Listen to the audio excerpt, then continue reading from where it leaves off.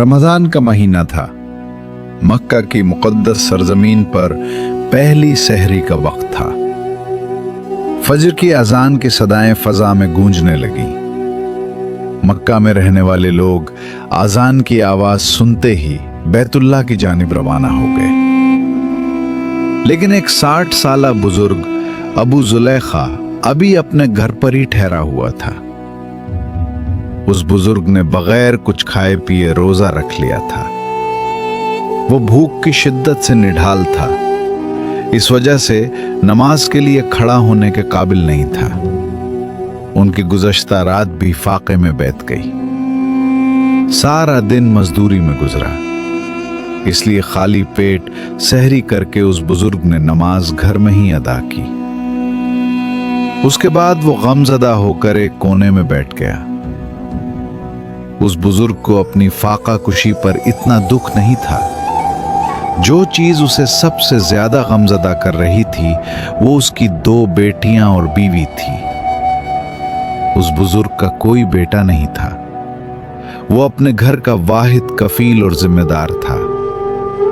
लेकिन उसका एक चीज पर बहुत पुख्ता ईमान था कि वो ये कि जो मुकद्दर में लिखा है वो मिलकर रहेगा।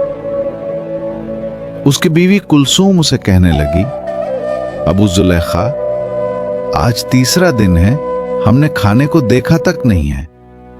आज के दिन भी बहुत गर्मी है और सब ने भूखे पेट रोजा रख लिया है। हम तो सब्र कर लेंगे, मगर हमारी बच्चियां भूख की शिद्दत बर्दाश्त करने से कासिर हैं। भूख से उनका बुरा हाल हो रहा है। आप अल्लाह का नाम लेकर घर से निकलें, शायद वो हमारी रोजी का कोई बंदोबस्त फरमा दे ताकि शाम को हम रोजा इफ्तार कर सकें। अबू जुलैखा ने बीवी को तसल्ली दी और कहने लगा, हाँ हाँ, मैं जा रहा हूं, इंशाअल्लाह अल्लाह जरूर करम करेगा। कुछ ही देर में सूरज तुलू हो गया। अबू जुलैखा घर से निकला और मक्का के बाजार में दाखिल हुआ, लेकिन उसे कहीं से कोई रोजगार न मिला। दिन गुजरने के साथ साथ गर्मी की शिद्दत में इजाफा होता जा रहा था, लेकिन उसे कोई भी काम न मिला। वो मायूसी की हालत में बाजार से निकला और चलता हुआ मक्का की एक वीरान वादी में जा पहुंचा। मुसलसल पैदल चलकर वो बहुत ज्यादा थक चुका था। जमीन पर ही बैठ गया। वो गहरी सोच में मुब्तला था। सोचते सोचते जहां पर वो बैठा था वहां पर दाएं हाथ से नर्म मिट्टी को खोदने लगा। दिल ही दिल में अपने आप से कहने लगा कि अगर आज भी मजदूरी ना मिली तो वो घर वालों के खाने का बंदोबस्त कैसे करेगा। अचानक मिट्टी खोदते खोदते उसका हाथ किसी नर्म मुलायम चीज से टकराया।